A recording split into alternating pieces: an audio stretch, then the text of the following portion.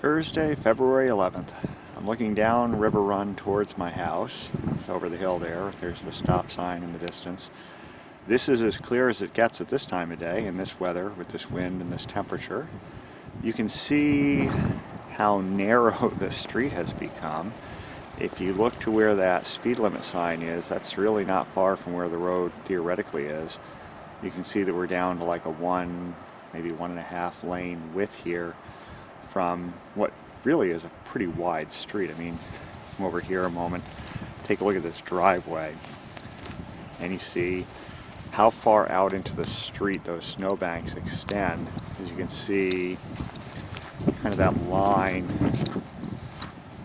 and maybe you can't see it, but there's a line over there, maybe 6, 7, 8 feet in, where the driveway ends and the street theoretically starts. That's how much road we've lost on each side. A little further down the street here, this is Empty Song. Believe it or not, this is one of the two ways out of our neighborhood. If you look at this street, you can tell that it's not really ready for anything that resembles major traffic. You look how narrow that's gotten. On each side of this, it's partly a car width. Okay, I'm looking back down Empty Song here. You can see on this side just how basically uncleared it is. And over there on the theoretically cleared side, you can see that that's not really all that nicely passable. I mean, you could drive down it, but you probably wouldn't want to. But over here on this side, just atrocious. The intersection of Grateful Heart and Ripe Apple, you can see the traffic calming in the middle of the road here, and you can see what it does to the ability of the plows to clear things. And there's a car, SUV actually, a minivan I guess, trying to navigate through it. And you can see how the snow is just pounding the undercarriage of the car. And up here, right at the actual intersection, you can see just how little clearance has happened because of the fact that the plow can't get into this area. So on this side, looks like the plows have gotten a little bit. Now hop over across a pile of snow. You can see this full side here. Very little clearance because the plows can't really get through here well. And you've got just a complete mess. This isn't much worse than it was before the storm, but that's partly because cars and other things have gone and beaten it down.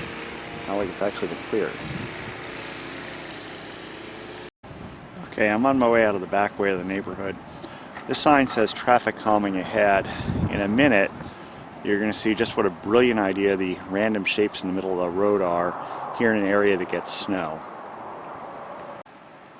And here we've got more of the traffic calming. If you look over here, you can see how it comes in, and then over here on this left-hand side as I'm walking, you can see the plow pretty much wasn't able to get here at all. And you look, this is actual roadway here. You can see that it was just this big mound of snow there, whereas over here past the calming, if you look up there, the plows were able to get the road scraped down some. But over here, where we've got these two things in the middle of the road, it's just a mess. You've got big mounds of snow right in the middle there, and you know, I don't know if you'd want to drive this the way this is set up. And that's theoretically one of the two ways out of the neighborhood down there. And I don't know how easy anybody who doesn't have a good solid four-wheel drive with lots of clearance would have getting out there. I think this will be the end of today's little walk. That's the way out of our neighborhood, down Grace Drive. It's fairly clear. If you look down there at 32 in the distance, you can see cars are moving on it. I guess if you could get to 32, it's pretty passable. Looking back, you can see this traffic circle is still pretty much a mess. So things improve as you get out of the neighborhood onto the main roads, but here in the neighborhood there's still plenty of mess, and the little side streets pretty much untouched since this most recent snowstorm.